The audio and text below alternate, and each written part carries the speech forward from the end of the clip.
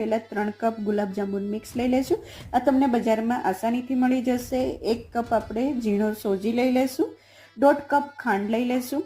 આ ગુલાબજાંબુ કેક માટેનું એકદમ પરફેક્ટ માપ છે। 1 ચમચી ઇલાયચી પાવડર લઈ લઈશું।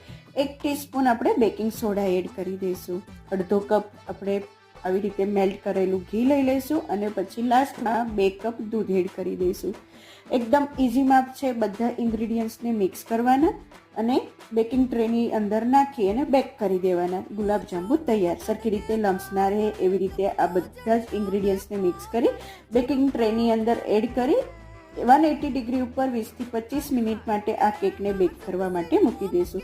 હવે એક તપેલીની અંદર 2 કપ પાણી અને 1 કપ ખાંડ એડ કરી દઈશું। પિંચ ઓફ જેટલું આપણે કેસર એડ કરી એનું શુગર સિરપ બનાવી લઈશું। બીજી બાજુ 20 મિનિટ પછી કેક બેક થઈને રેડી થઈ ગઈ છે। ગરમ ગરમ જ શુગર સિરપ આપણે કેકની ઉપર સ્પ્રેડ કરી દઈશું।